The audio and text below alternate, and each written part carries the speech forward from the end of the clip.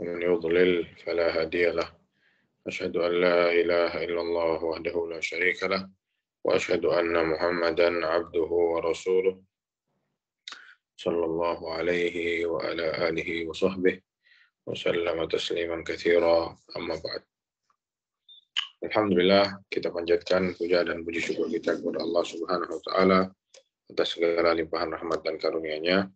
Alhamdulillah, Allah Subhanahu wa taala mengizinkan kita kembali untuk berjumpa di sini ya, mengkaji ayat-ayat Allah dan sunnah-sunnah Rasulullah Shallallahu alaihi wasallam agar dapat kita amalkan dalam keseharian dalam hidup kita. Ya, semoga Allah Subhanahu wa taala memudahkan untuk kita semua untuk selalu istiqamah berada di jalan yang benar, dan semoga Allah Subhanahu wa taala memberikan pada kita semua husnul khatimah. Amin ya rabbal alamin. Para jamaah yang dirahmati Allah Subhanahu wa taala, kita telah membahas beberapa poin ya tentang buku yang kita bahas ini, yaitu 10 kunci meraih lapang dada ya. Subhanallah, orang yang lapang dada ya bukan orang sembarangan ya. Orang yang lapang dada itu adalah orang yang memang dipilih oleh Allah Subhanahu wa taala bisa lapang dada. Ya, orang yang lapang dada ya sudah pasti hidupnya tenang meskipun tidak ada sebab-sebab untuk ketenangan. Orang yang lapang dada itu nikmat hidupnya meskipun kasat mata dilihat tidak nikmat. Orang yang lapang dada itu dia akan bisa bersabar meskipun ujian dan cobaan terus menghujam dia. Orang yang lapang dada itu dia akan terus bersabar dan tidak akan membalas saat dia didolimi sama orang lain. Ya. Jadi dia merasa kenikmatan dalam hidupnya, merasakan kelapangan, ya. Tidak dolim sama orang, tidak suudzon sama orang, tidak iri dengki sama orang, ya nerima ya, kalau bahasa Jawanya nerimo ya, lapang dada. Sama Allah dikasih kemiskinan, diuji sama miskin, dia lapang dada, diuji sama kekayaan, dia lapang dada. Ya. Dia tahu bahwasanya itu ujian. Subhanallah. Ibadah tenang, santai, ya tidak apa. Ibadahnya kalau ada masalah aja. Kalau sudah diikat sama masalah, terbelenggu sama masalah, baru dia mau beribadah, baru dia mau zikir, baru dia mau sholat. Ya kalau sudah lepas ya, dia tidak mau lagi. Gitu. Ya. Ini kehidupan orang-orang yang sempit dadanya, kehidupan orang yang ya, tidak tentram ya, karena jauh dari yang namanya lapang dada. Pada zaman Allah Subhanahu wa taala sudah kita bahas di kajian yang lalu ya 4 poin atau 5 poin. 4 ya, kalau tidak salah 4 poin. Kunci lapang dada yang pertama adalah tauhid. Ini adalah kunci utama dari lapang dada. Setelah kunci ini kita pegang, baru kita bisa loncat ke yang kedua dan yang seterusnya. Ya kita sudah bahas, maksudnya tauhid ini adalah tujuan utama diciptakannya kita sebagai manusia. Ya, jadi jika ada seorang manusia yang ingin lapang dada, ingin hidup nyaman, ingin hidup tentram, tapi dia tidak bertauhid kepada Allah, ya ana rasa itu keinginan yang sulit dia dapatkan. Kalaupun dia dapatkan, itu semua kenikmatannya kenikmatan yang semu, kenikmatan yang sedikit saja. Dan akan terputus. Dan disebutkan bahwasanya tauhid kepada Allah Subhanahu wa taala adalah kunci dari lapang dada itu sendiri. Ya, orang yang mau hidupnya tenang, mau nyaman, dia harus bertauhid kepada Allah Subhanahu wa taala. Termasuk dalamnya orang yang mau lapang dada, dia harus bertauhid kepada Allah Subhanahu wa taala sebagaimana dikatakan oleh Imam Ibnu Qayyim al-Jauziyah, fa'a'lamu asbabu syarhi sadri huwa tauhid. Paling besar sebab dilapangkan dada seseorang adalah tauhid kepada Allah Subhanahu wa taala. Semakin besar tauhid seseorang kepada Allah, keyakinan seseorang kepada Allah, maka semakin besar, semakin luas dadanya. Ya. Dan semakin sedikit ketauhidannya, ilmu tentang Allahnya semakin dikit, semakin sempit keimanannya kepada Allah, keyakinannya kepada Allah, maka akan semakin sempit pula dadanya.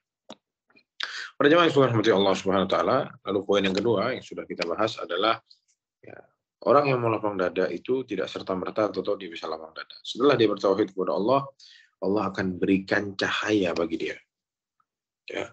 Allah akan beri cahaya, ya, karuniakan cahaya kepada orang tersebut di dalam hati, ya, dalam hati orang tersebut agar dia bisa lapang dada.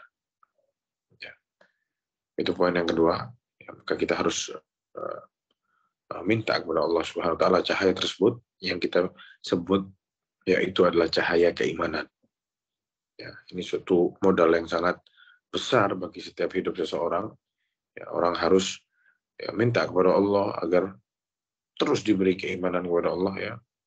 Sebagaimana doanya ya muqallibal qulub, tsabbit qalbi ala dinik, wa ya musarrifal qulub, sarrif qalbi ala taatik, agar kita ada terus dalam agama ini, agar ketakwaan kita, keimanan kita ini terus bertambah. Minta kepada Allah Subhanahu wa taala.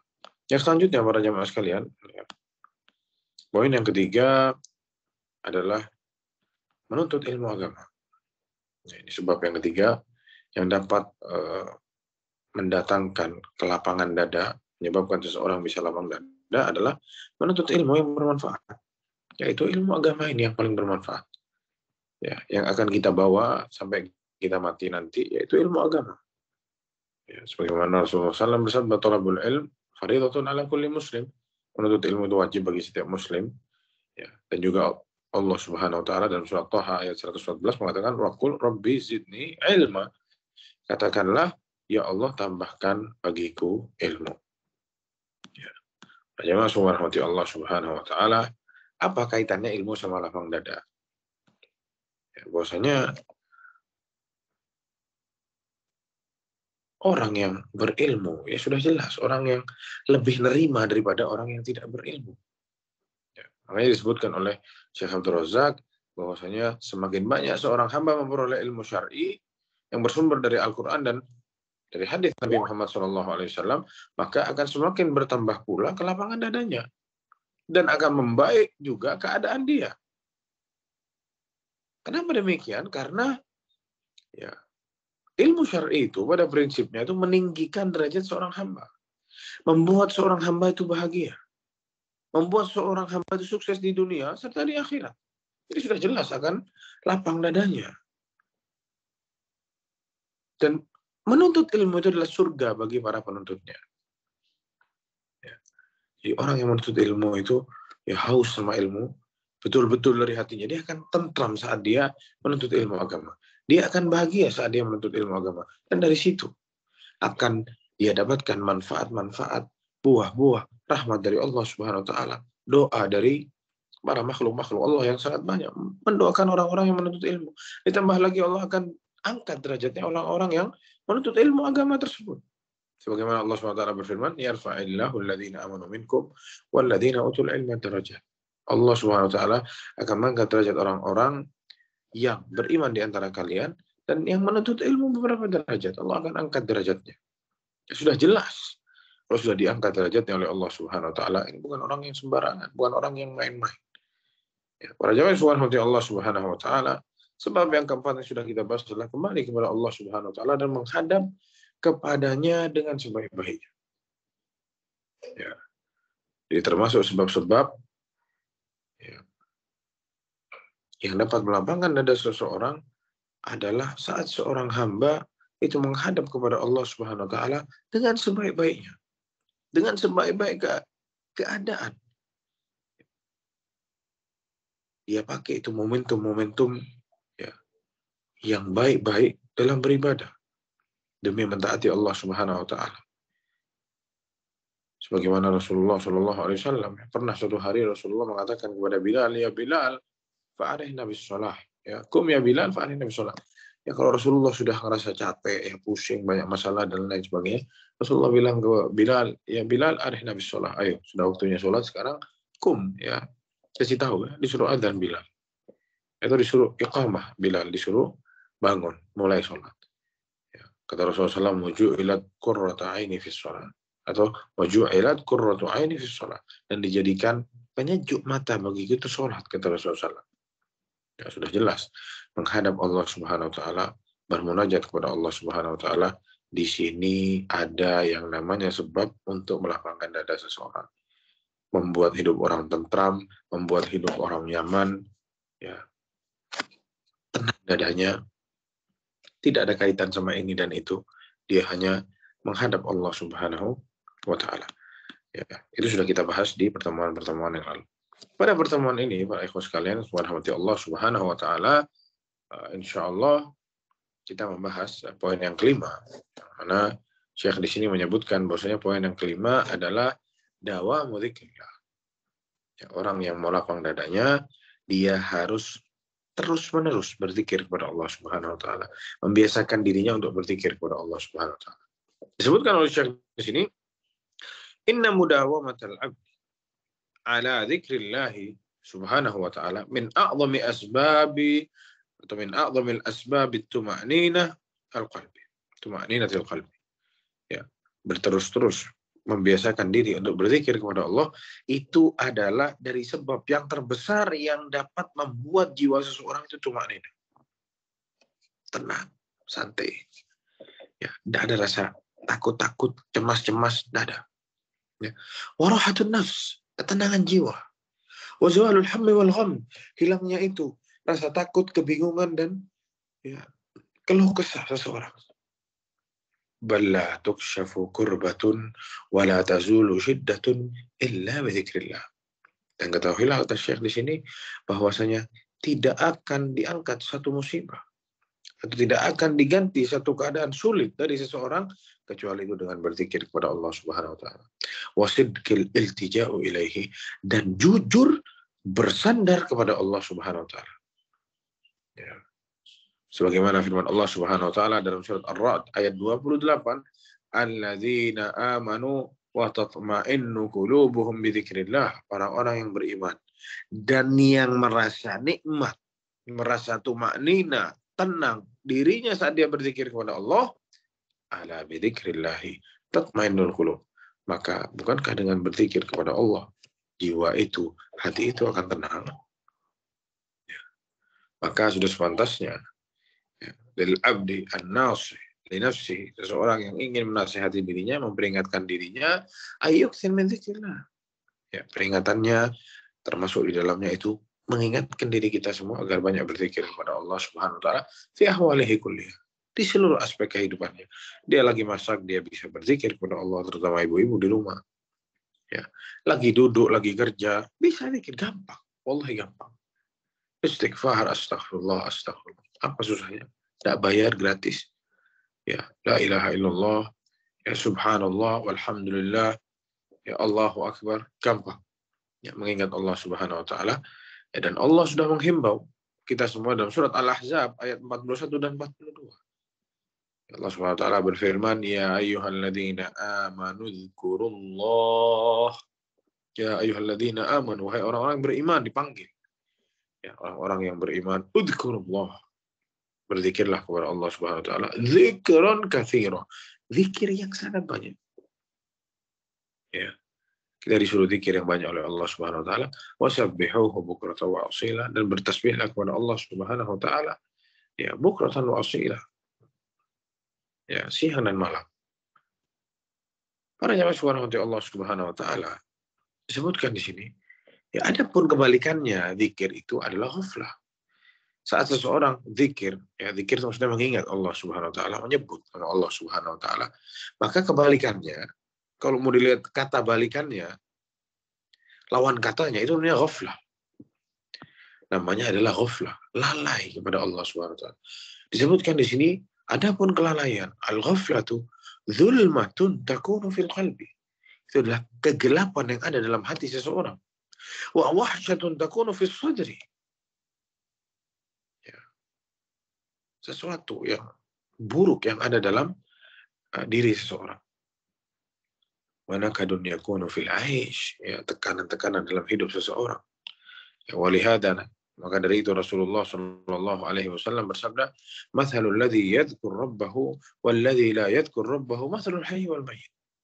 Ya, orang, ya, sama Rasulullah diberi permisalan, orang yang mengingat Allah Subhanahu wa taala dan orang yang tidak mengingat Allah Subhanahu wa taala, itu sama perbandingannya seperti orang yang hidup dan orang yang mati.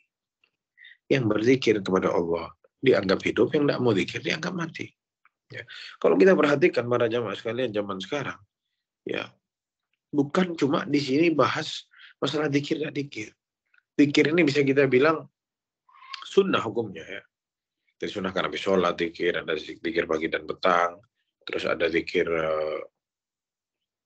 apalagi zikir setelah sholat, Zikir pagi dan petang, setiap mau masuk ke tempat-tempat tertentu ada baca-bacaannya, ya zikir. Ya, ini sunnah. Jangankan zikir, kita temui kaum muslimin sekarang, ya, dari saking jauhnya dengan Allah Subhanahu Wa Taala, jauh dari Allah Subhanahu Wa Taala sampai tidak sholat. Ya. Kapan terakhir sholat? Kalau ditanya, terakhir sholat tahun lalu saat Idul Fitri. Muslim mau jadi apa para jamaah sekalian? Kalau sudah muslimnya seperti itu, ya mau jadi apa? Ya, disebutkan oleh Syekh di sini, fadzikru qurratu ainin lidzakir. Zikir itu adalah penyejuk hatinya orang yang berzikir. Penyejuk matanya orang yang berzikir. Warahatun libali. Di dalamnya terdapat ketenangan di pikiran dia. Wa ajrun wafirun mudha'afun yalqahu yaumil qiyamah. Dan ada pahala yang sangat besar dan yang akan Allah lipat gandakan buat dia besok di hari kiamat. Wa fihi minal awa'idil hamidah wal manafi'ul adidah allati ta'udu 'alal 'abdi fid dunya wal akhirah. Dan di dalamnya terdapat hal-hal yang baik, yang terpuji, dan manfaat-manfaat yang sangat banyak yang akan kembali kepada seorang hamba di dunia dan di akhirat. Adapun orang-orang yang lalai, wa ammal ghaflah fa wahsyatun fis sadr. Ya, adapun ghaflah, orang-orang yang lalai, maka itu adalah buruk, keburukan di dada seseorang, ya, menimbulkan kegalauan dan kesedihan. Jadi kita lihat subhanallah orang-orang yang di luar sana, ya, melampiaskan kegundahannya dengan berzina, ya, diskotik, musik-musikan. Kita lihat apakah itu membuat dia tenang? Tidak. Ya, bahkan ada seseorang, ya, saat ditanya apa yang dirasakan saat dia ribut-ribut di tempat yang musik-musikan seperti itu, dia rasa ya bahagia. Tapi sampai ke rumah kata dia, Bu, kayak tekanan, sepi, sunyi, kayak dihantui sama sesuatu, subhanallah. Ya, kenikmatan sesaat. Ya. Dan kita bandingkan sama mereka, para ulama terdahulu, yang didolimi mungkin sama penguasa pada zamannya, dimasukkan penjara, tidak dikasih apa-apa, tidak boleh orang ketemu, bahkan mungkin dipecuti, modalnya cuma satu, berzikir kepada Allah. Ya, itu penjara seperti surga buat dia. Ya, penjara seperti di rumahnya sendiri. Kenapa? Ya itulah. Bahwasanya ya zikir itu membuat ketenangan dalam jiwa orang yang berpikir. Sebenarnya untuk membuat, ya zikir ini membuat seseorang menjadi tenang, sebenarnya itu sudah luar biasa. Orang di luar sana ngabisin uang miliaran untuk menenangkan hati, beli obat ini, coba itu, pakai obat-obatan terlarang. Ya mungkin musik-musikan, mau masuk ke tempat-tempat ya di malam hari, ada perempuan di sana dan lain sebagainya, minum khamar. Untuk apa? Untuk menenangkan diri. Ada yang gratis. Ya berzikir kepada Allah SWT, tapi kita semua anggap itu sebagai sesuatu yang memberatkan. Padahal itu semua itu meringankan kita. Tapi kita anggap itu semua memberatkan kita.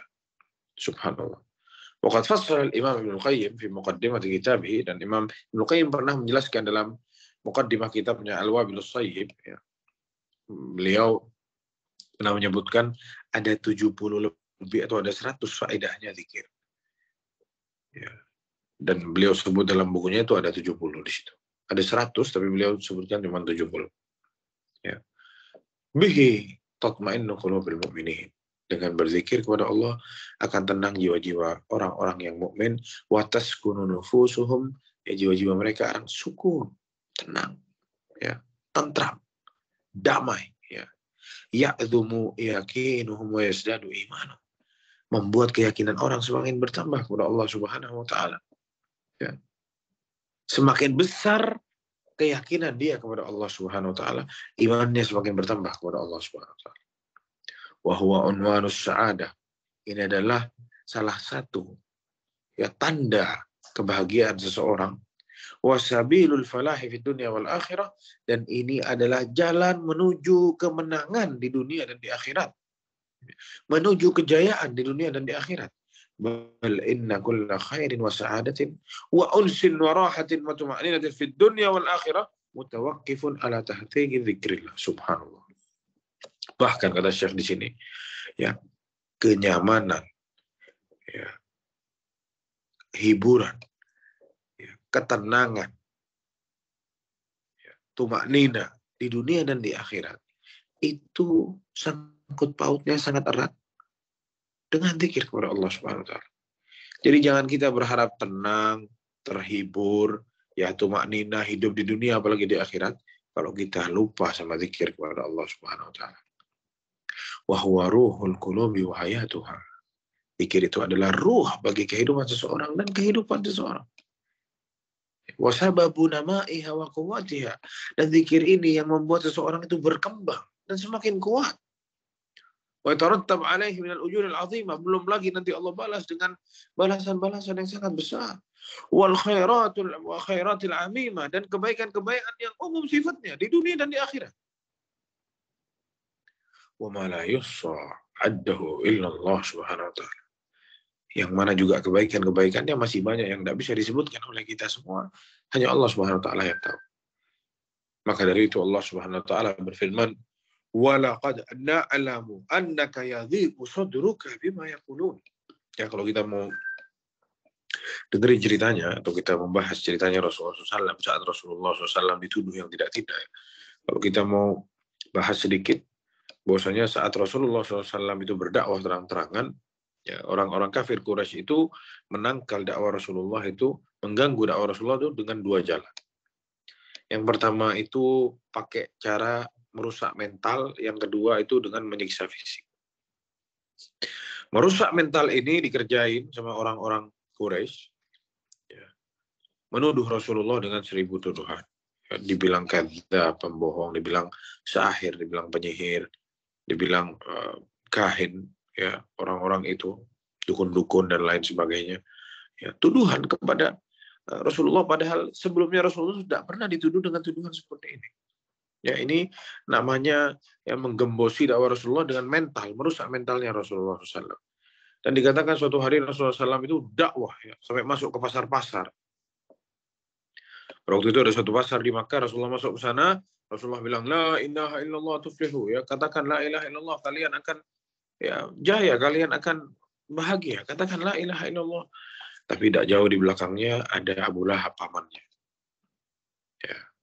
Waktu itu diceritakan oleh seorang sahabat yang pada waktu itu belum masuk Islam, ya, orang-orang di pasar pada waktu itu melihat, oh, ini siapa? Ya, terus itu yang di belakangnya siapa? Ya. Yang itu yang bilang la ilaha illallah itu Muhammad, dia adalah seorang rasul yang mendakwahkan kerasulannya.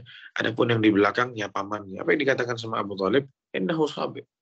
Ya, jangan didengerin, ini orang berkhianat sama agama nenek moyangnya. Tidak usah didengerin, ini adalah orang pengkhianat, ya, agama kakeknya atau agama nenek moyangnya. Jadi terus digembosi. Dan Allah Subhanahu wa taala mengatakan, "Walaqad na'lamu annaka yadhiqu sadruka bima yaqulun." Kami tahu wahai Muhammad bahwasanya hatimu sedang bersedih, hatimu sedang sempit, ya, dengan kata-kata mereka itu. Apa kata Allah Subhanahu wa taala? Gimana caranya supaya tidak sedih, tidak sempit hatinya, supaya lapang, supaya santai, supaya tenang dan tentram? Gimana? Hura-hura kah? Minum khamar kah? Musik-musikan kah? Tidak. Kata Allah SWT, fasabbih bihamdi rabbika. Subhanallah. Sabbih. Ya, bertasbihlah. Memuji Allah Subhanahu wa taala. Bertasbih dengan memuji Allah Subhanahu wa taala. Wa kun minas sajidin. Wa kun minas sajidin. Dan jadilah kamu orang-orang sujud. Disuruh sujud, disuruh sholat sama Allah Subhanahu wa taala. Ya. Surat Al-Hijr ayat 97 dan 98. Ya. Saat Rasulullah sempit hatinya sama Allah disuruh apa? Bukan disuruh balas tuduhannya. Ya, bantah itu, bukan. Fasabbih bihamdi rabbika, subhanallah. Tasbih, bertasbih, ya, dengan memuji Allah Subhanahu wa taala. Wa kun minas sajidin, dan jadilah kamu orang-orang yang bersujud kepada Allah Subhanahu wa taala. Maka dikatakan oleh Syekh Abdul Rahman As-Sa'di rahimahullah, ya, kata beliau, akthir min dzikrillahi wa tasbihihi wa tahmidihi was salah.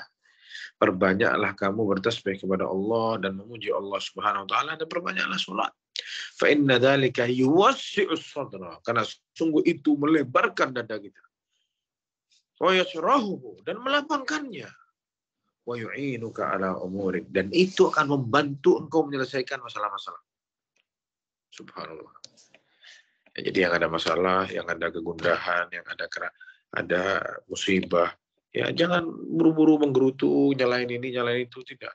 Wasabbih bihamdi rabbika wa kum minas sajidin. Ya. Jadilah kamu orang-orang yang bertasbih kepada Allah, memuji Allah Subhanahu wa taala, bersyukur kepada Allah Subhanahu wa taala, dan sholat. Subhanallah. Ya, berat, tapi coba dikerjain.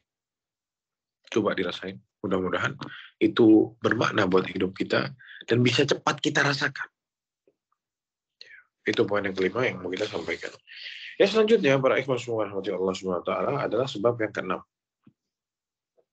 Sebab yang keenam di sini disebutkan, ya, jika seseorang ingin lapang dada, ingin hidup senang, tenang, ya, santai, ya, al-ihsan ila ibadillah, berbuat baiklah kamu kepada hamba-hamba Allah Subhanahu wa taala. Ya. Sebagaimana Allah Subhanahu wa taala berfirman, wa ahsinu innallaha yuhibbul muhsinin. Ya, dan berbuat baiklah, sungguh Allah menyukai orang. Berbuat baik kepada makhluk bisa dengan berbagai macam cara. Ya.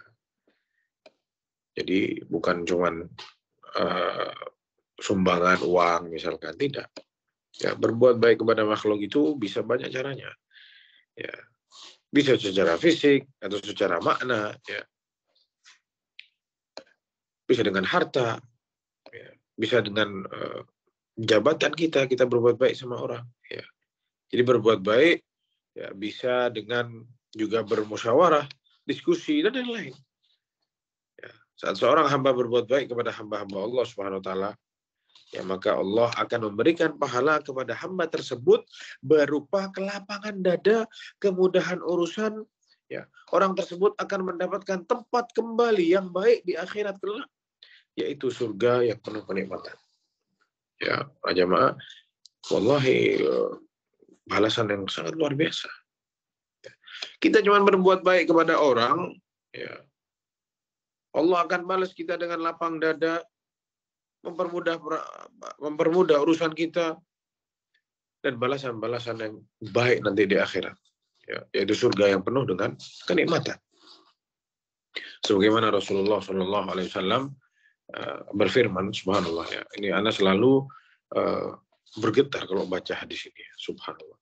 Ya, siapa yang tidak mau dikasih kenikmatan besok, dikasih kemudahan besok di hari kiamat? Siapa yang tidak mau? Di saat kita betul-betul butuh, mungkin kebutuhan kita di dunia ini, ya betul butuh, tapi kadang-kadang bisa dibilang tidak seberapa butuh, ya. Oh, saya butuh ini. Kadang kalau kita tidak dapat itu, tidak masalah sebenarnya. Tapi nanti di akhirat, kita betul-betul butuh sama Allah Subhanahu wa taala, butuh diampuni sama Allah Subhanahu wa taala, dan saat itu sama Allah ditolong. Mau atau tidak? Mau pasti. Ada caranya. Ada caranya. Rasulullah SAW sudah kasih tahu kita caranya.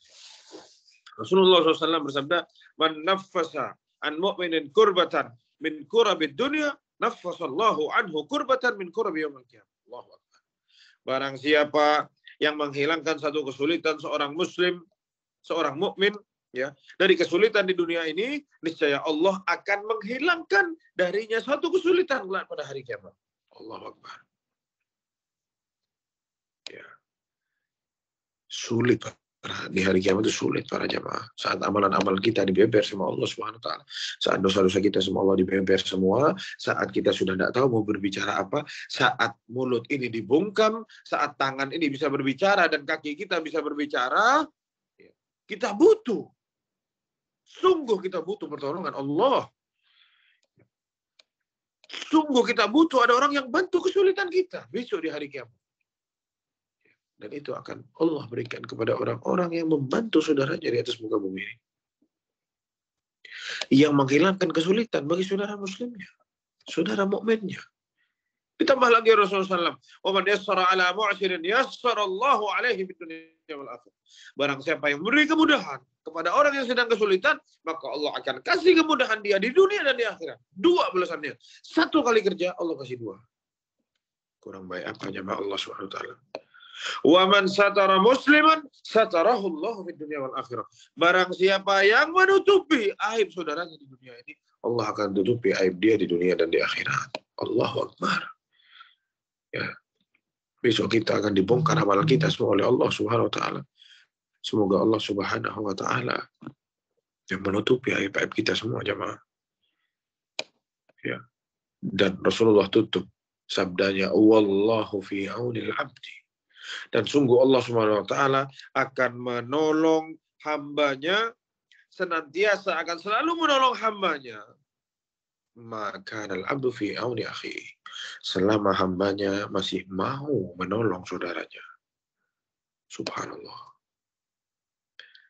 Ya. Dijelaskan oleh Syekh di sini, fa naf'un nas wa musa'adatihim wal wuqufu ma'ahum fi hajatihim min al-asbabil 'azimah insyirahis sadri. Memberi manfaat kepada orang lain, menolong orang lain, ya, selalu ada bersama mereka, menutup hajat-hajat mereka, bantu mereka, ini adalah sebab yang sangat besar yang dapat mendatangkan kelapangan dada bagi seseorang. Wa amma man kana bakhilan fi ihsanihi. Adapun orang-orang yang bakhil, orang-orang yang bakhil, orang-orang yang pelit, ya, tidak pernah berbuat kebaikan, kikir dalam memberikan harta kepada orang, maka ini semua salah satu faktor yang dapat menyempitkan dada seseorang. Ya, orang tersebut akan banyak merasakan kesedihan, kegalauan, gundah gulana, susah hidupnya. Sudah susah di dunia, di akhirat tidak ada yang tolong. Kebalikannya yang tadi, yang nolong orang sama Allah ditolong. Sekarang dia tidak menolong orang, tidak ada yang tolong. Makanya dalam hadis yang diriwayatkan oleh Imam Al-Bukhari dan Imam Muslim, bahwasanya Rasulullah Shallallahu Alaihi Wasallam bersabda yang memberikan contoh yang cukup jelas. Kata beliau, "Mathalul bakhili wal munafiqi kamathali rajulaini alaihima jubbatani min hadidin min sudiyihima ila taraqihima." Perumpamaan orang bakhil yang pelit dengan orang munafik, atau bukan orang munafik tapi orang munfik yang suka berinfak. Perumpamaan orang yang bakhil dan orang yang suka berinfak. Ya, mathalul bakhil wal munfik kamathali rajulaini alaihima jubbatani min hadidin min saddihima ila taraqihima. Seperti dua orang yang masing-masing mengenakan baju jubah terbuat dari besi yang hanya menutupi buah dada hingga tulang selangkang keduanya. Adapun orang yang suka berinfak, tidaklah dia berinfak melainkan bajunya akan melonggar atau menjauh dari kulitnya. Dia pakai baju segini. Ya, jadi dia pakai baju dari sini ke bawahnya, kayak gitu. Orang yang munfik, yang suka ngasih-ngasih orang, suka bagi-bagi hartanya, ngasih ke orang, bantu orang, bajunya tambah lebar, tambah lapang. Ya. Adapun orang yang bakhil, ya, jadi orang yang suka bagi-bagi harta itu tadi melebar terus, tambah besar bajunya sampai akhirnya menutupi seluruh badannya bajunya. Adapun orang yang bakhil, para jamaah sekalian, setiap kali dia tidak mau berinfak dengan apapun itu, maka baju besinya akan menyempit sehingga menempel ketat pada setiap kulitnya. Ketika dia mencoba untuk melonggarkannya, maka dia tidak dapat melonggarkannya. Kejepit. Ya, di sini ada aba-aba ya, Pak. Orang yang suka berinfak, ya, dia punya uang, dia bantu orang. Ya. Maka jelas di sini ada isyarat dari Rasulullah. Ya, orang yang suka infak, bantu orang lain, dilapangkan oleh Allah Subhanahu wa taala. Karena Rasulullah memberikan permisalan, ya, orang yang rajin bersedekah itu semakin lapang bajunya, orang yang tidak mau bersedekah semakin sempit Maka orang yang rajin bersedekah, setiap dia bersedekah bantu orang yang membutuhkan, maka baju besinya semakin memanjang, semakin lapang dadanya. Sebaliknya orang yang tidak mau, bakhil, ya setiap mau keluar uang, jangan, nanti miskin. Jangan, kamu masih butuh ini, kamu masih butuh itu. Ya, semakin kecekek sama bajunya sendiri. Baju besi, itu tidak bisa dibuka jemaah. Ya, keras. Terjepit, akhirnya sempit dadanya para jemaah sekalian. Subhanallah. Ya. Dan juga terkadang para jemaah sekalian,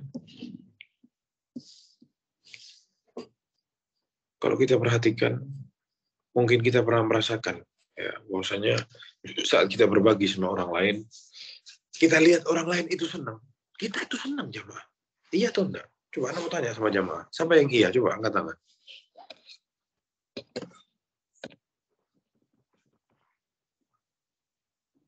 Betul atau enggak, jemaah? Pernahkah Antum merasa saat Antum bantu orang lain, terus orang itu Antum melihat wajah yang berbahagia dari orang yang Antum bantu itu? Antum senang enggak ngelihat seperti itu?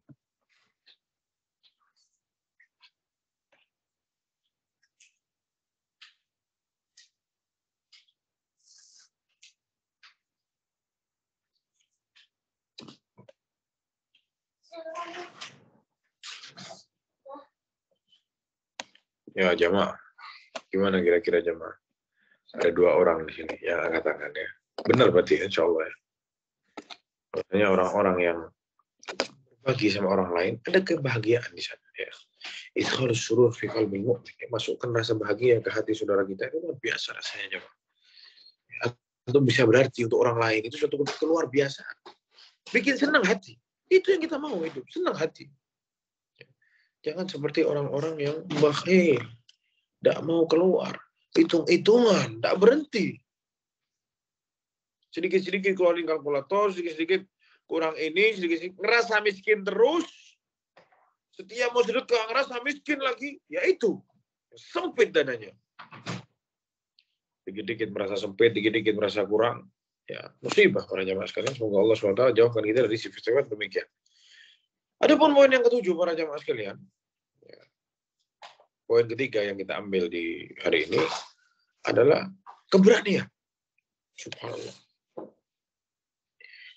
Maksudnya keberanian ini memiliki dampak yang sangat jelas di dalam kenyamanan jiwa seseorang.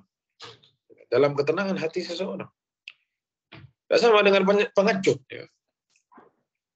Yajurru ala sahibihi minan nakadi fil aish. Yang membawa pemiliknya, yang menjadikan para pengecut itu susah hidup.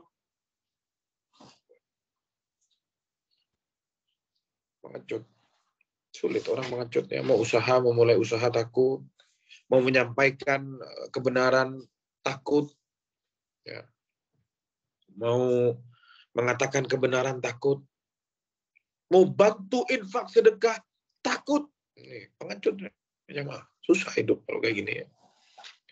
Jadi sejauh apa rasa takut yang dia miliki, ya, seberapa besar rasa pengecutnya itu, maka itu akan membuat ya, semakin sempit juga hati seseorang. Dan keberanian ini para jemaah sekalian adalah salah satu bukti kuatnya keimanan seseorang. Dan ini juga keberanian adalah salah satu bukti husnus silah billah. Ya, bukti kebaikan hubungan seseorang dengan Allah Subhanahu wa taala. Fakullama zada imanul abdi wasilatuhu billah. Ya. Setiap semakin dekat seorang hamba dengan Allah, semakin bagus hubungan seorang hamba dengan Allah, zadat syaja'atuhu, dia akan bertambah keberaniannya. Wa qawiya qalbuhu, hatinya akan semakin kuat. Wa tarattabat ala dzalika sa'adatuhu wa insyirahu sadrihi. Maka kalau sudah imannya bertambah keberaniannya, maka hasilnya adalah semakin bahagia dan semakin lapang dada. Adapun para pengecut yang dikit-dikit takut, ini tanda bahwasanya orang-orang ini lemah imannya. Jauh dari Allah Subhanahu wa taala. Tidak bertawakal kepada Allah Subhanahu wa taala. Makanya Allah Subhanahu wa taala berfirman dalam surat Al-Imran ayat 175, "Innama dzalikumus syaitan." Sungguh itu adalah setan. Ya. Mereka hanyalah setan yang menakut-nakuti kamu. Yukhawifu awliya'ahu. Ya. Setan yang menakuti kawan-kawannya. Kawan-kawan setianya setan. Fala takhafuhum wa khafuni, kata Allah. Maka janganlah kalian takut sama mereka, tapi takutlah kepadaku, kata Allah Subhanahu wa taala, in kuntum mu'minin, jika memang kalian benar beriman kepada Allah Subhanahu wa taala. Dan juga datang di sini wasahha 'an Nabi sallallahu alaihi wasallam annahu kana katsiran ma yata'awwadu billahi minal jubni wal bukhl, dan juga di sini dijelaskan bahwasanya Rasulullah sallallahu alaihi wasallam sangat sering meminta kepada Allah Subhanahu wa taala agar dijauhkan dari dua hal. Hal yang pertama adalah pengecut, yang ketiga atau yang kedua adalah al-bukhl, kikir. Kenapa demikian? Karena yang dua ini jika berkumpul dalam satu hati seseorang, berkumpul dalam jiwa seseorang, asra alaihi bidh-dhayqi wal haraj, ini akan mengakibatkan sempit kehidupan seseorang, berat, susah dalam menjalani kehidupan. Ya, semoga Allah Subhanahu wa taala jauhkan kita dari yang namanya pengecut dan bakhil.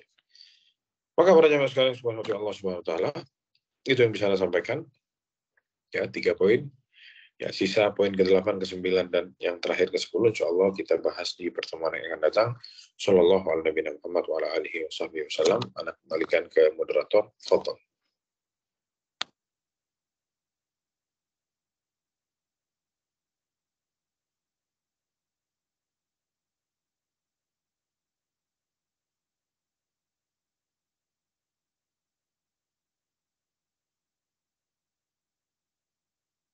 Nah, Masya Allah, jazakallahu khairan Ustaz atas penyampaian materi hari ini.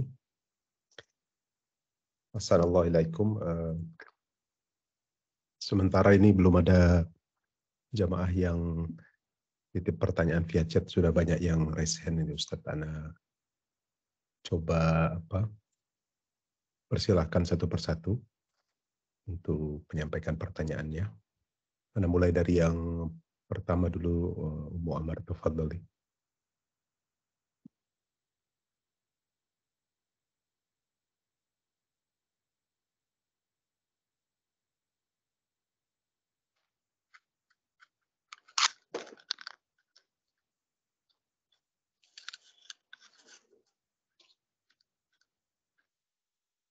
Ya, jazakumullahu khairan,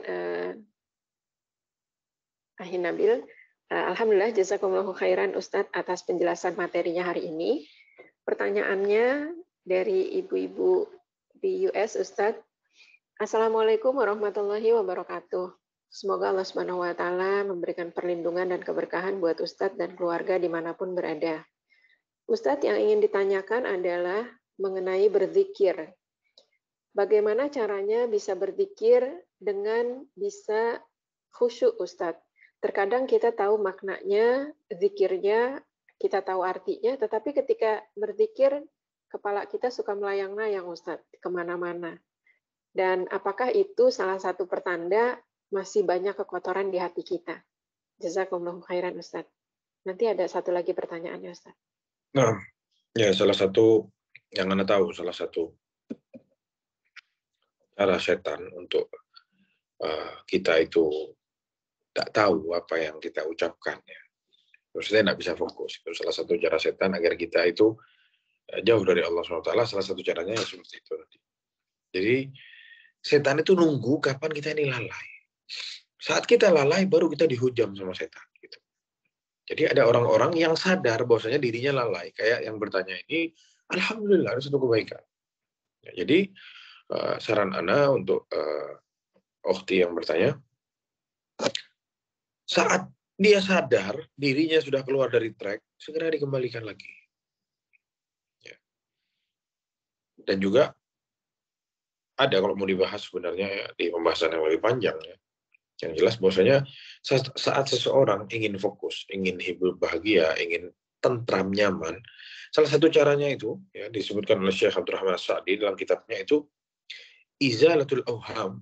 Ya, dia harus jauhkan tekanan-tekanan atau masalah dalam dirinya. Kalau dia lagi punya masalah yang membuat dia tidak bisa khusyuk, dia harus berusaha untuk melawan, untuk menyelesaikan masalahnya dulu. Ya, jangan dipaksa. Orang lagi tidak fokus, lagi mikirin ada masalah besar. Ya, kalau dia bisa berzikir, alhamdulillah bagus. Tapi kalau itu mengganggu, mempersulit dia untuk fokus, untuk apa istilahnya, untuk khusyuk. Ya. Jadi Anda sarankan untuk diselesaikan dulu masalahnya, dibuang dulu masalahnya, cari jalan supaya dia bisa terhindar atau terlepas dari masalah itu. Itu yang pertama. Kalau yang kedua, yang selanjutnya saat dia sadar dia sudah keluar track dak khusyuk, kembaliin lagi. Ya, karena ya setan tidak akan ridho kita ini zikir dengan khusyuk. Mustahil sama setan dibiarkan. Pasti sama setan dicari bisik-bisik. Ya ada barang hilang sama setan nanti diingetin. Ya, oh iya ditaruh di sini. Ya. Itu pas lagi khusyuk kita mencoba untuk khusyuk, dikasihlah sama setan itu semua supaya kita tidak khusyuk. Termasuk di dalamnya sholat. Ya. Termasuk di dalamnya seseorang yang sedang sholat juga sama. Dia mencoba untuk khusyuk tapi nanti kepikir inilah. Nanti ada barang lupa dia ingat. Ada janji sama orang dia lupa. Pas lagi sholat ingatnya. Tadi tidak ingat gitu. Ya, jadi poin yang pertama tadi, kalau memang ada masalah, coba cari jalan keluar dari masalahnya, ya, biar dia tidak terikat dengan itu terus. Yang kedua, ya saat dia sudah keluar jalur, kembalikan lagi. Karena ya itulah kita, terutama dalam sholat. Ya. Sholat ini kan istilahnya sudah yang paling tinggi. Gitu. Zikir ini masih di bawah-bawahnya lagi. Ini sholat yang paling tinggi. Pun setan bikin kita kadang keluar dari track saat sholat. Ya. Gimana caranya? Ya ta'awudz. Alhamdulillah, wajib kembalikan lagi. Ya. Allahu a'lam bishawab. Itu yang bisa jawab. Iya Ustadz. Satu lagi Ustadz mengenai tadi yang Ustadz jelaskan bahwa kita banyak berbuat baik, menolong orang dalam kesulitan. Bagaimana nasihat Ustadz bila Ustadz kita membantu seseorang karena dalam kesulitan, misalnya hutang. Tapi hutangnya ini kadang-kadang bukan untuk yang kepentingan dia, misalnya untuk makan, tetapi untuk hal-hal yang sebenarnya tidak pokok. Kemudian setelah lama dan sulit, akhirnya tidak usah bayar. Akhirnya jadi kebiasaan, Ustadz. Dia dibantuin dan akhirnya kayaknya menunggu meminta. Nah, untuk yang seperti ini, apakah sebaiknya dijauhi atau kita nasehatin, tapi tetap kita bantu, Ustadz? Tapi kalau yang demikian, akhirnya jadi tidak ikhlas karena akhirnya jadi menggerutu di balik layar. Jazakumullahu khairan atas nasihat Ustaz. Nah, ya ini kasusnya sangat banyak terjadi. Utang itu tetap utang. Ya, tapi kita yang mau bantu, kita ini bisa pilih siapa yang mau kita bantu. Sekarang ada orang yang terlilit hutang karena dia tidak punya uang untuk makan. Yang satunya terlilit hutang karena memuaskan diri untuk stylenya dia. Kalau Anda sarankan, jangan bantu yang ini, bantu yang ini. Bantu yang kesulitan ini untuk makan. Ya, jadi pertanyaannya ini, Anda mau balik tanya sebenarnya, apakah orang yang kesulitan itu cuma dia saja, yang terpaut hutang itu cuma dia saja?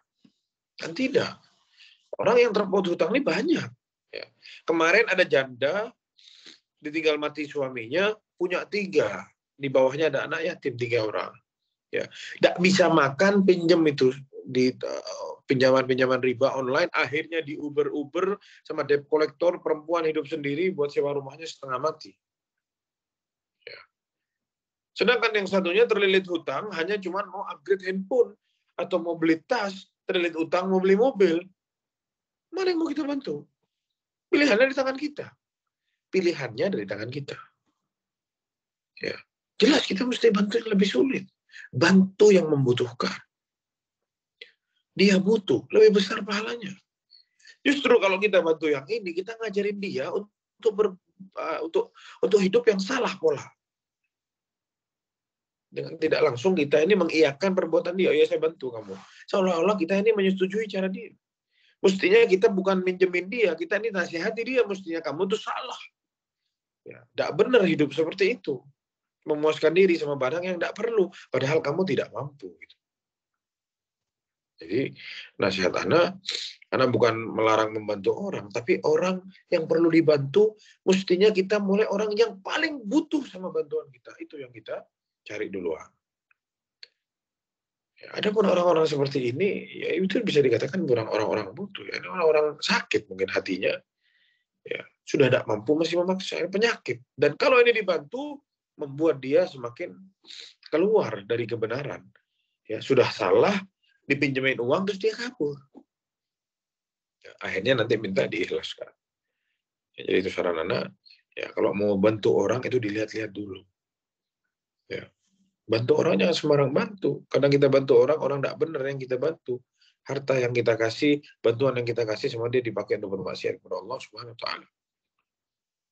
Sedangkan di lain sisi ada orang yang mau mati karena mau menghidupkan dirinya cuma mencari sesuap nasi. Mana yang perlu kita bantu? Ya jelas yang paling sulit yang kita bantu. Dan sangat banyak orang yang membutuhkan. Ya, wallahu a'lam bishawab. Itu yang bisa Anda jelaskan.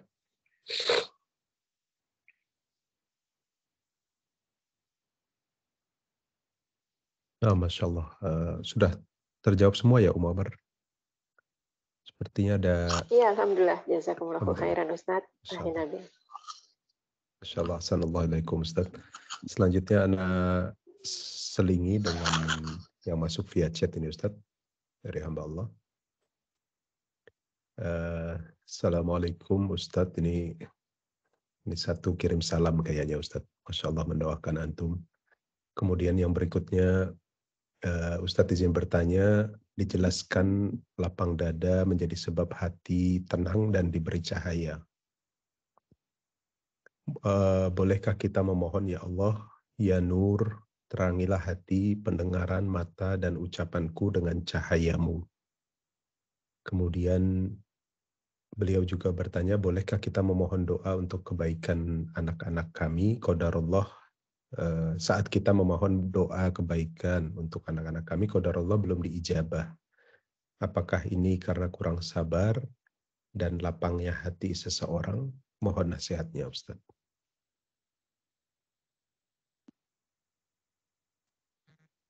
Nah, ini ada kesalahan di pertanyaannya ya. Setahu Ana yang Ana jelaskan. Yang lapangnya dada menjadi sebab hati tenang dan diberi cahaya. Terbalik.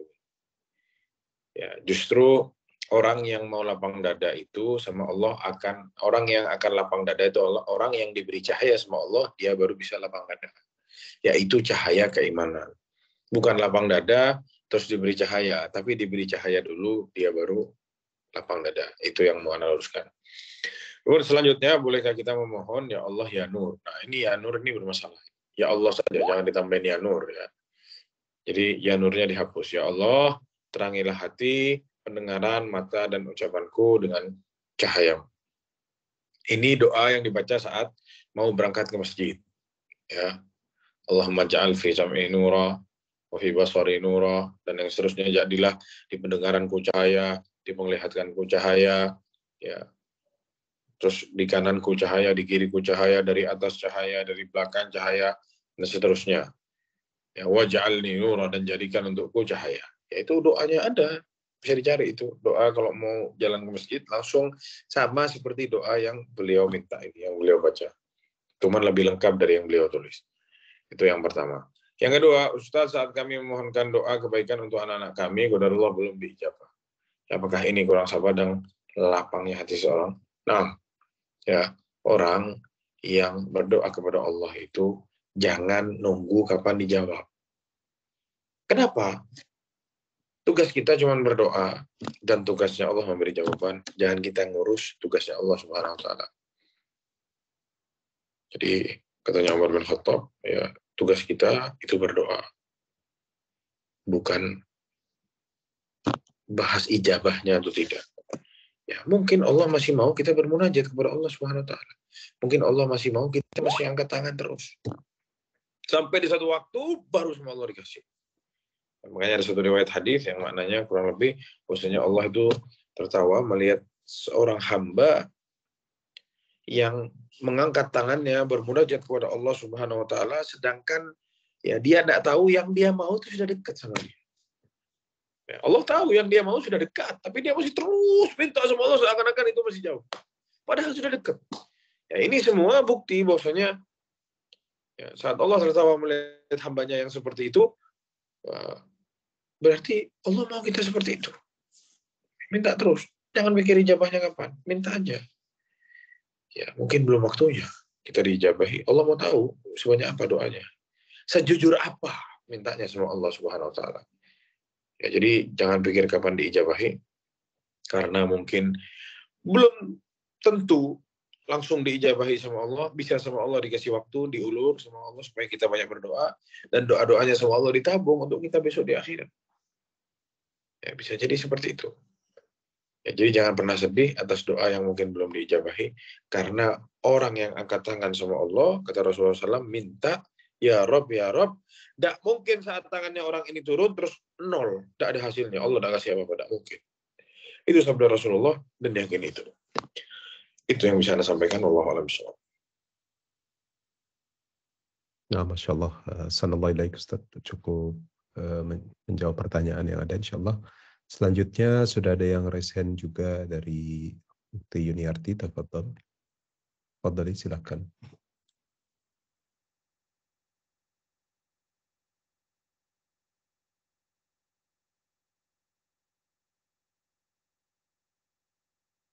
Ukti Yuniarti. Ya, Assalamualaikum warahmatullahi wabarakatuh. Saya izin bertanya Pak Ustadz. Saya izin bertanya Pak Ustadz. Kalau ayah saya tuh ingin pergi umroh, tapi dengan keberatan hati cucu-cucunya kan masih pada sekolah tuh Pak Ustadz. Jadi memerlukan uang yang banyak. Jadi tuh beliau tuh bingung gitu Pak Ustadz. Mau pergi umroh tapi cucu-cucu masih banyak yang sekolah karena yang biayain kebetulan kakeknya Pak Ustadz. Jadi ya mungkin agak berat dan bingung juga itu. Saya sudah bilang kalau rezeki itu kan Allah yang berinya. Jadi kita kalau mau berangkat ya berangkat saja gitu. Mudah-mudahan Allah akan menggantinya gitu. Tapi ya karena orang tua saya udah sepuh juga, terus jalannya mungkin fisiknya sudah berkurang itu Pak Ustadz. Jadi bagaimana ya Pak Ustadz? Cita-cita itu agak supaya tercapai lagi Pak Ustadz.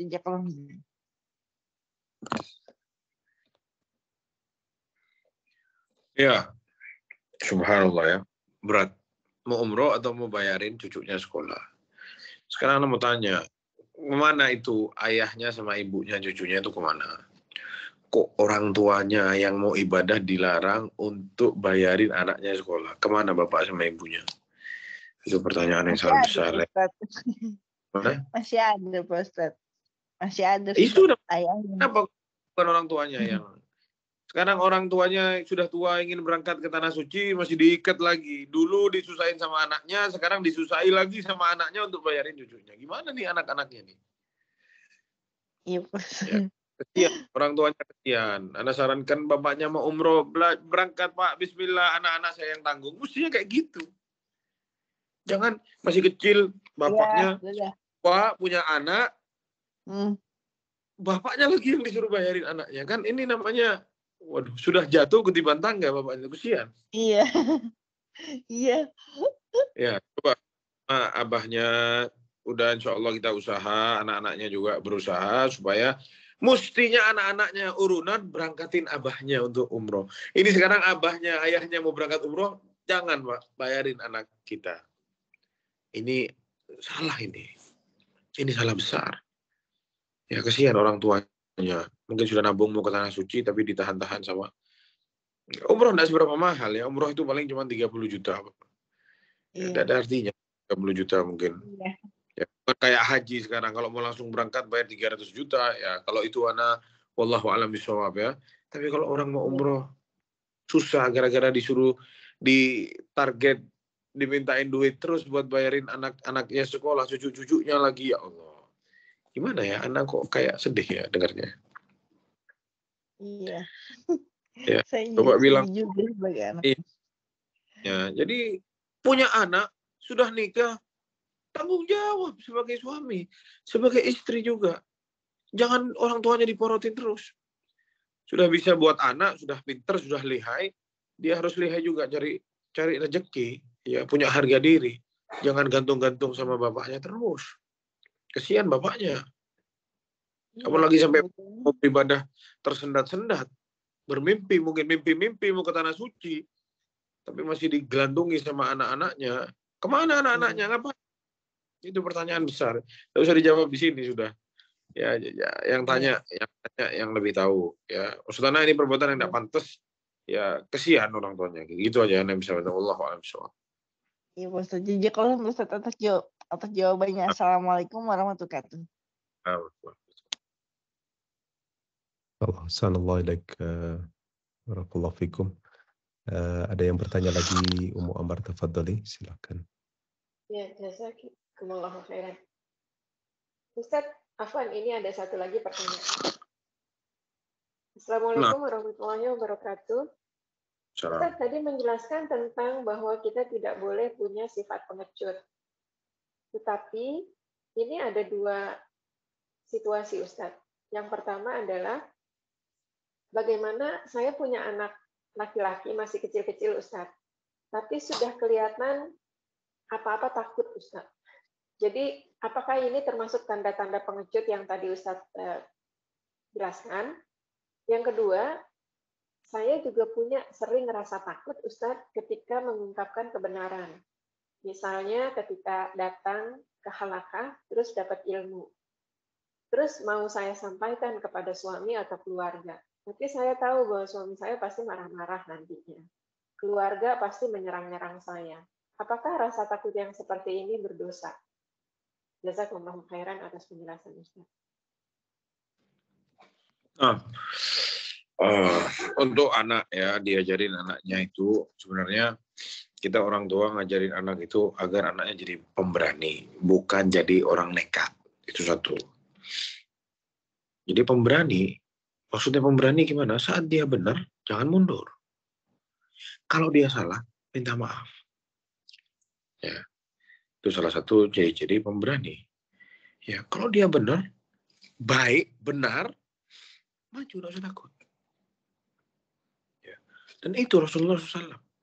Dulu katanya Ali bin Abi Thalib, ya, radhiyallahu anhu, katanya Ali bin Abi Thalib, idza ishtaddal, ya, kalau sudah peperangan ini sudah berkecamuk, sudah memanas ini, walakiyal qaumu qauma, ya, tentara sini sudah ketemu sama yang sini, ya sudah ketemu satu sama lain, sudah mau saling ribut nih, mau saling mencengkram satu dengan yang lain, keadaan sudah memanas, ini sudah bahaya.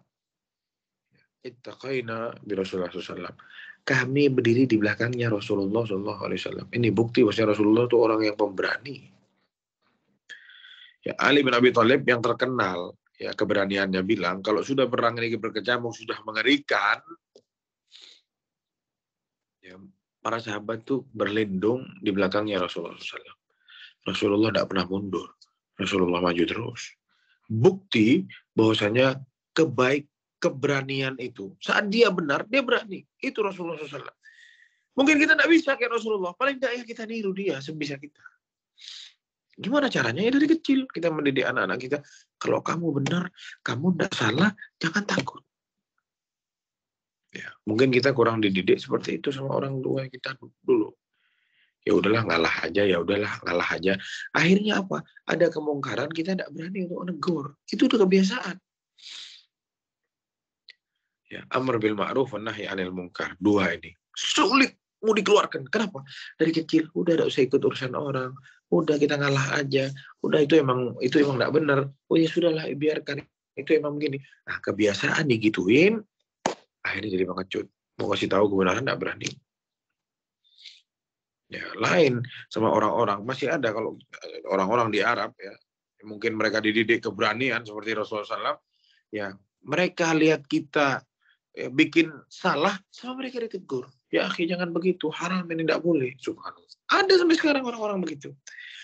Tapi kita di sekitar kita sekarang sulit untuk seperti itu. Ya, sulit nemu orang seperti itu. Kalau ada orang seperti itu mesti dimusuhi dan dibenci biasanya. Ya, lu jangan temenan sama dia, dikit-dikit ditegur, dikit-dikit disalahin. Subhanallah. Itu. Ya, jadi yang Anda bahas tadi masalah pengecut atau berani itu sifatnya umum ya. Nah, kita sekarang bahas nih perinciannya nih, sifat-sifat kayak diam saat melihat kemungkaran. Ya, salah satu dari bentuk pengecut tak berani, tidak berani untuk mengatakan kebenaran. Ini salah ini. Karena tahu itu berat mengatakan kebenaran di depan banyak orang yang akan dimusuhi sama orang, berat. Tapi ya, seperti itu Nabi kita Muhammad SAW. Dia sampaikan, dimusuhi sama kaumnya, diusir sama kaumnya. Kenapa? La ilaha illallah, menyampaikan kebaikan, menyampaikan la ilaha illallah, dimusuhi. Nah, diperangi, ya, sampai luka-luka. Cuma menyampaikan la ilaha illallah. Lagi sholat dikasih hari-hari onta di punggungnya, dikasih ada kotorannya onta netes di wajahnya Rasulullah SAW saat Rasulullah sholat. Orang sholat. Ya, menampakkan kebenaran, dimusuhi sampai seperti itu. Apakah Rasulullah mundur? Bilal bin Rabah diseret ya di siang bolong di Mekah pada saat musim panas. Ya, dikasih baju besi. Ya, diseret-seret, ditarik-tarik, dikasih ke anak-anak kecil di Mekah. Dibawa kerombak ke tempat yang paling panas di Mekah. Dipecuti, disuruh kufur sama Nabi Muhammad. Ya, kata Bilal apa? Ahadun ahad. Saya tidak mau kufur sama Muhammad. Saya hamba Allah Subhanahu wa taala, ahadun ahad. Berani mengatakan meskipun konsekuensinya itu disiksa sama majikannya. Kata majikannya, kamu akan terus seperti ini sampai kamu mati atau kamu kufur kepada Muhammad dan kamu kembali menyembah Lata wal Uzza. Bilal cuma bilang ahadun ahad. Berani, tidak pernah mundur. Ammar bin Yasir radhiyallahu anhu, ibunya ditusuk kemaluan di depan wajahnya. Bapaknya disiksa sampai mati. Ya. Kenapa? Cuman karena la ilaha illallah dan dia tidak mundur dari itu. Kenapa? Benar ini. Ini kebenaran. Saya tidak mau benar. Ya, itu mereka dulu para sahabat dan bagaimana kita sekarang. Cuman menyampaikan ya taruh WhatsApp misalkan di grup kita sebar kebaikan, tidak berani. Di mana ya keimanan kita, di mana ketakwaan kita, di mana keberanian itu, di mana kebaikan itu semua kita diletakkan. Ya.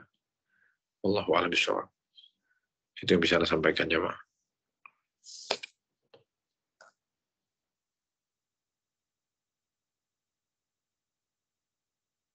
Ya, jazakallahu khairan Ustaz. Sepertinya sudah habis ini pertanyaan Ustaz, belum ada yang masuk lagi, juga tidak ada yang raise hand. Insyaallah mungkin ada nasihat penutup Ustaz dari antum sebelum kita tutup majelisnya. Nah, untuk yang terakhir yang Anda sampaikan, insyaallah para jamaah sekalian, sebelum kita tutup pengajiannya, kita hidup di dunia ini, semua pasti punya masalah, semua masih punya hal yang menyulitkan hidupnya.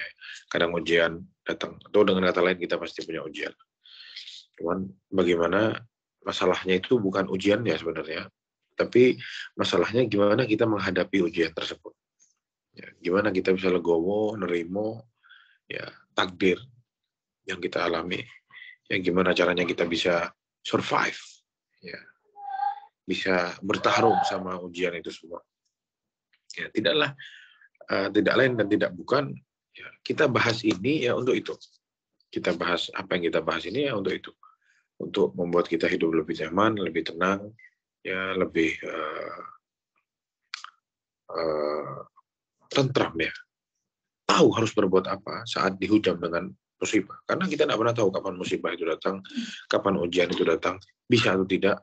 Ya, meskipun terkadang ya, kita tahu bahwasanya Allah tidak pernah membebani hambanya dengan apa yang hambanya tak mampu, tapi terkadang kita terpikir kok berat banget sih ya. Ya. Kita bahas ini semua ya untuk mengantisipasi itu. Ya, supaya kita jadi manusia yang tenang, ada musibah datang, tidak masalah. Musibah itu silih berganti seperti tamu. Tamu 2-3 hari pulang. Sama musibah seperti itu. Cuman orang yang belajar dan orang yang tidak belajar, cara menghadapinya tidak sama. Ada yang menghadapi musibah dengan maksiat.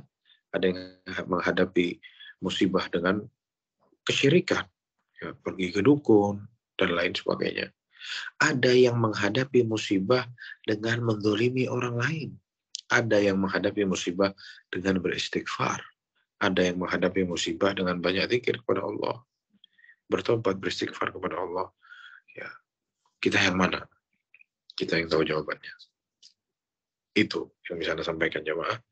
Insyaallah kita berjumpa di pertemuan-pertemuan yang akan datang. Wallahu ta'ala alam. Sallallahu ala nabiyina Muhammad wa ala alihi wa sahbihi wasallam. Subhanakallahumma wa bihamdika asyhadu an la ilaha illa anta astaghfiruka wa atubu ilaik. Assalamualaikum warahmatullahi wabarakatuh.